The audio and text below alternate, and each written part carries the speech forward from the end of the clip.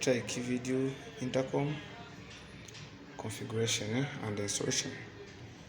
You have to make your power on your two things, on the outdoor and indoor. Is this the power? And then after, you have to connect your RJ45 on your switch in order to be linked on your IVMS software.